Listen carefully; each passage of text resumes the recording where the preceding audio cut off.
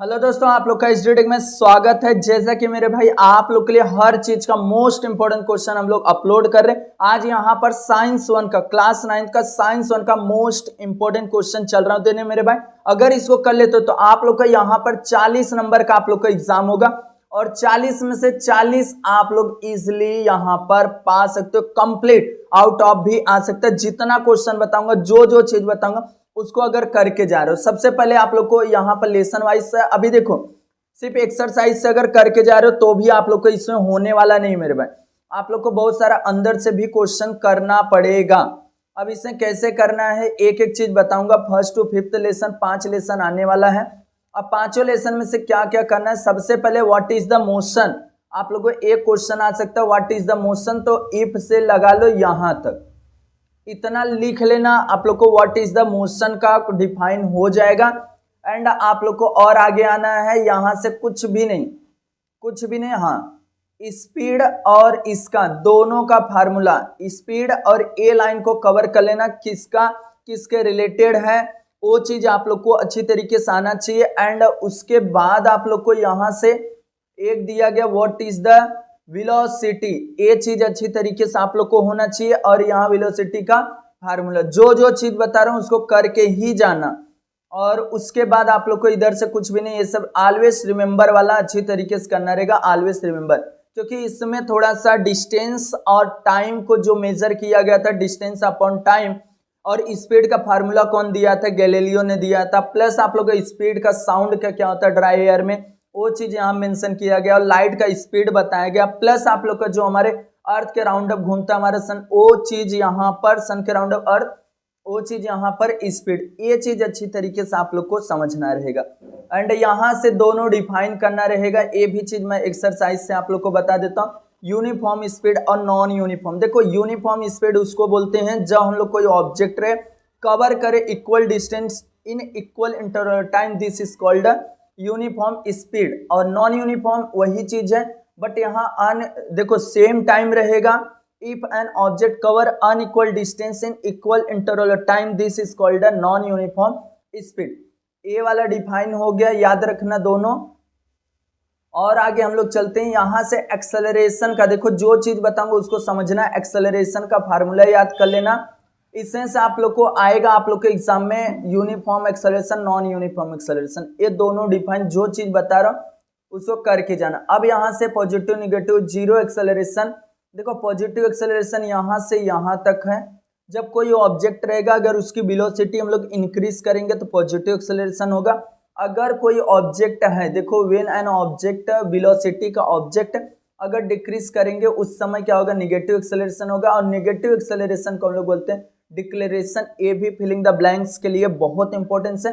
Zero वाला if यहां से याद कर लेना, जीरो वाला। तीनों हो गया मेरे भाई। अगर आप लोग ग्राफ का आ रहा है आपको तो इजिली ग्राफ बना सकते हो मेरे भाई। 10-10 का लेना, इजिली आप लोग का बन जाए। अगर आप लोग बोलोगे सर ग्राफ भी बता दो, मैं ग्राफ पर भी आप लोग के लिए वीडियो लेकर आ जाऊंगा।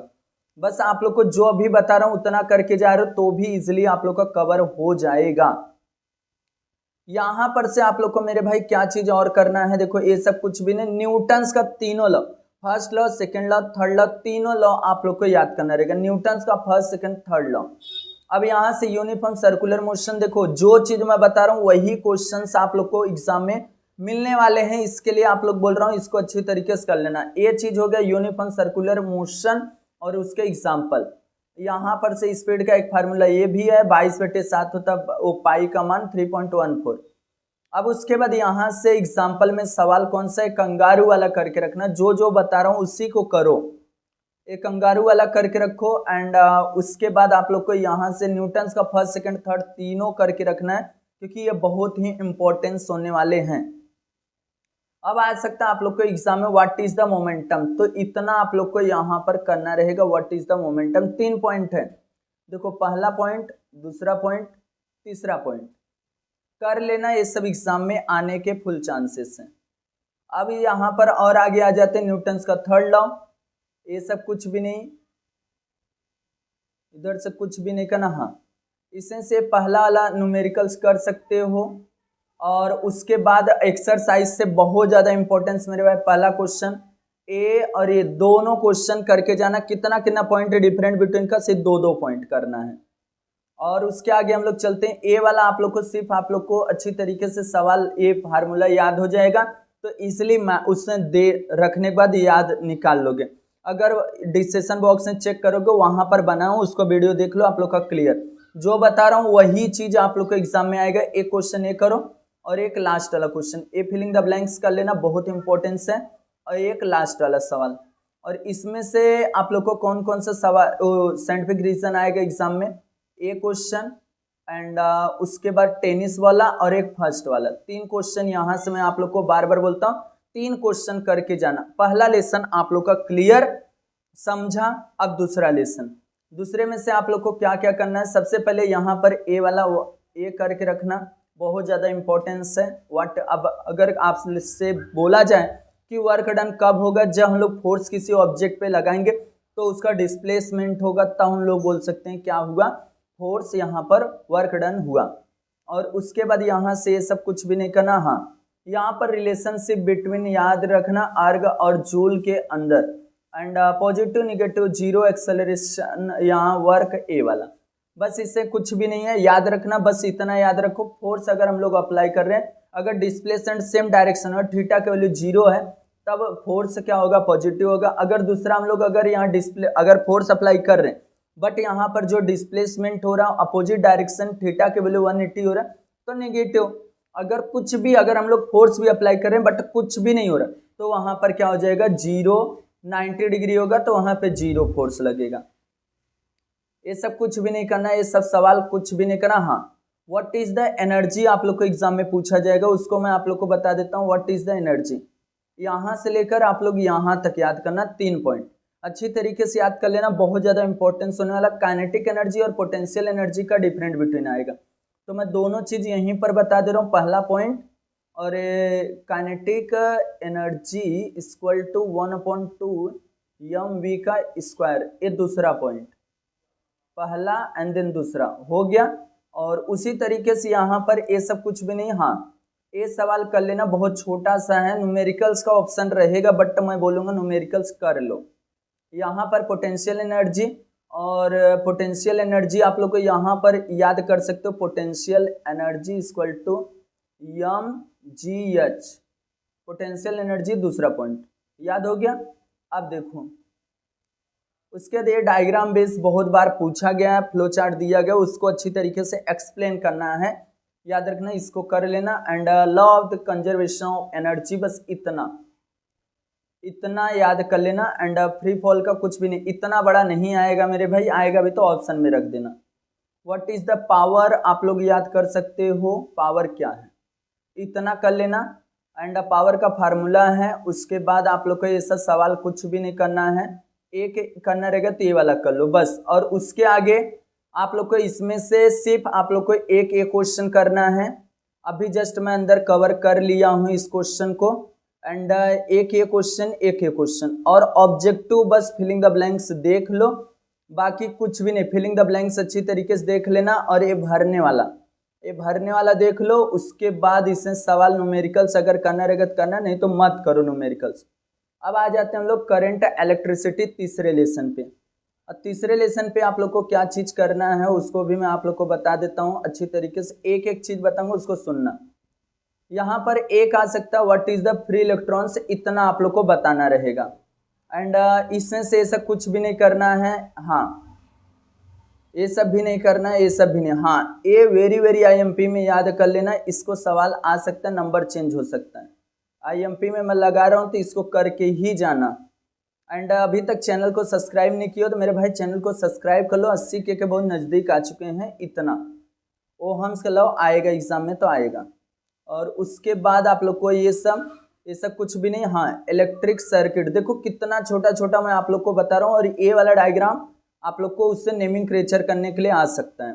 ये सब कुछ भी नहीं आएगा, सिंबल वेम्बॉल कुछ भी नहीं। हाँ, अब इसमें से अगर ए वाले में से अगर यूजेस याद कर पा रहे हो तो कर लो। यूजेस डायग्राम दे देगा तो यूजेस पूछ लेगा, याद रखना। अब इसमें से रेजिस्टेंस वाला ये सवाल पहला और तीसरा क्वेश्चन कर लो। एंड उसके बाद और आगे हम लोग चलते हैं, यहाँ से सब कुछ भी नहीं करना है। देखो ए वाला पहला क्वेश्चन बस पैरेलल में जोड़ना है, बात खत्म करना है।